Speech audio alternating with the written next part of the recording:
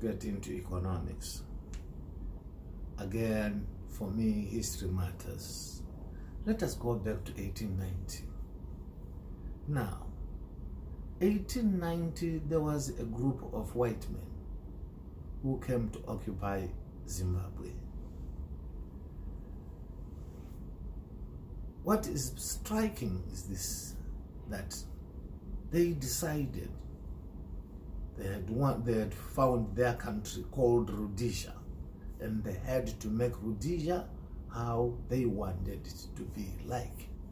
So they worked so hard using the country's resources to build Rhodesia. What I am saying is this: there is nowhere in history where it is written that Rhodesia was built by Britain or by South Africa. It was built by Rhodesians, that group of white people who called themselves Rhodesians. And they worked so hard using the resources of the country. And they worked so hard to the extent that even after UDI, the Unilateral Declaration of Independence, where the United Nations actually imposed worldwide sanctions against those guys, they still continued to live the highest standard of living.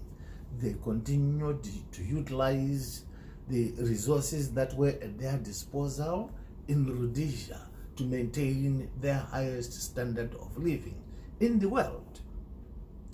So, when I look at us, I look at the war, I say, why was the war fought? It looks to me like the war was fought because we felt jealousy of the way of living, the highest standard of living that the Rhodesians lived. And that's why immediately after Lancaster, after independence, what do we see? We see people rushing to occupy the positions that were being held by the Rhodesians. We see Africans rushing to occupy the houses that were occupied by the Rhodesians.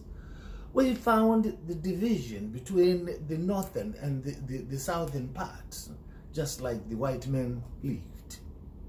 You know? And what kind of economy did we follow? It was Anglo-American economy. There was no change. But to my surprise is that our nationalists did not have any understanding of the Anglo-American economic system that the Rhodesians were using. So, they did not know anything. So, what they did was to depend so much on the Rhodesians, because it was the Rhodesians who knew how their economy was being conducted. So, what I'm trying to point out is this, that we failed to craft an economic system that would be workable for Zimbabweans. And the economic system should have been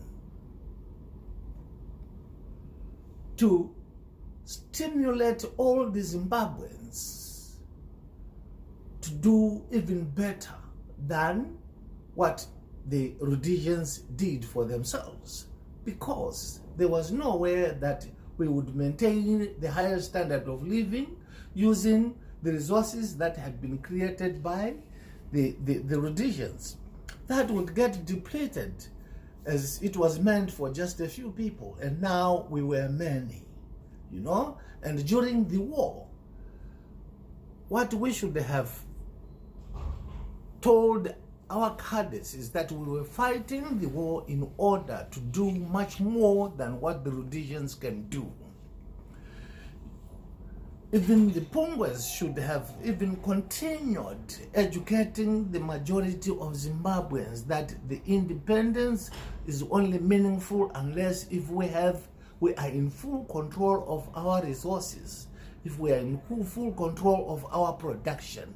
that production should have been the ideology of the Rhodesians, the Zimbabweans. But alas, that's not what we did.